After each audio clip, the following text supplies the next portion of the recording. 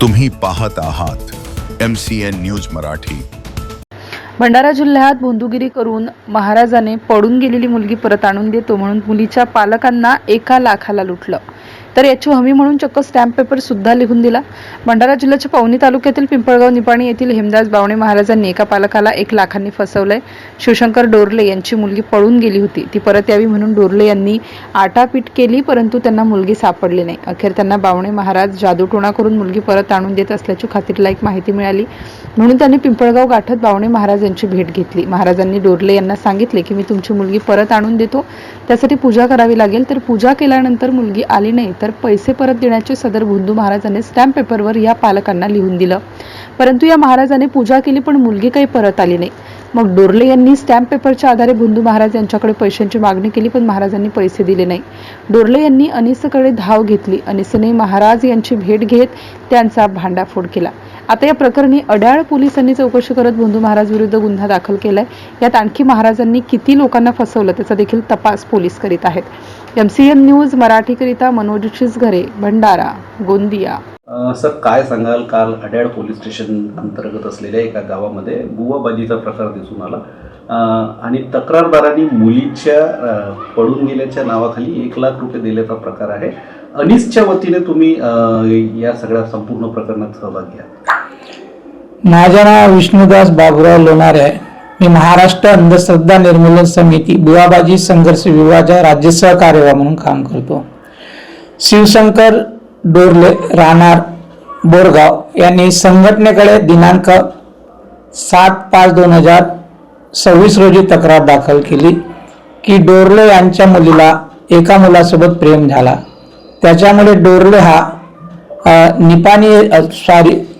पिंपळगाव निपाणी येथील हेमदास बावणे या हरिभक्त पराये महाराजाकडे गेला। त्या हरिभक्त पराये महाराजांनी सांगितलं की तुझ्या पोरीला करणी केलेली आहे, ती मोहिनी दिलेली आहे, ती मोहिनी काढण्यासाठी 7,500 रुपये द्यावे लागेल। त्यानंतर डोरलेला त्यांनी मोहिनी करून दिली आणि त्यांनी डोरलेनी त्याच्यावर उपचार केला घरी जाऊन, परंतु ती मुलगी पळाली आणि पळून लग्न केलं। त्याच्यामुळे काही फायदा झाला नाही, म्हणून आपला डोरले पुन्हा महाराजाकडे गेला। महाराजांनी त्यांना सांगितलं की तुला आता मोठी विद्या करावी लागेल, मोठी मोहिनी करावा लागेल आणि त्यासाठी 1 लाख रुपये पुन्हा खर्च येईल। त्याच्यानंतर डोरले हा आपल्या घरी आला, त्यांनी पैसे जमले नाही, त्याच्यामुळे घरी आला, तो गेला नाही।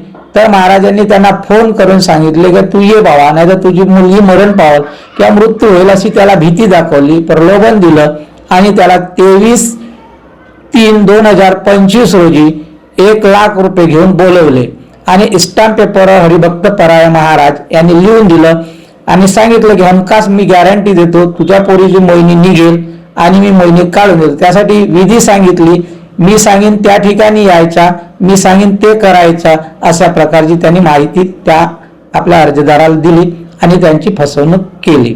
अशी तक्रार आमच्याकडे आली। त्या तक्रारीच्या अनुषंगाने आम्ही 8/5/2026 रोजी हेमदास बावणे यांच्या या महाराजाकडे गेलो आणि त्यांना त्याच पद्धतीने आम्ही सांगितलं। त्या महाराजाला सांगितलं मी की बाबा, माझी मुलगी 12वीला आहे आणि तिला सुद्धा एका पोरासोबत प्रेम झालं आहे आणि ती घरी बरोबर वागत नाही। तेव्हा महाराजांनी आपली पोथी काढली, पंचांग काढलं आणि सांगितलं की हिला बाहेर बाधा लागलेला आहे, तर तुम्हाला सुद्धा मोहिनी करावा लागेल आणि त्यासाठी 7,500 रुपये तुम्हाला खर्च पहिल्यांदा द्यावा लागेल। त्याला आम्ही 100 रुपये ॲडव्हान्स म्हणून दिले।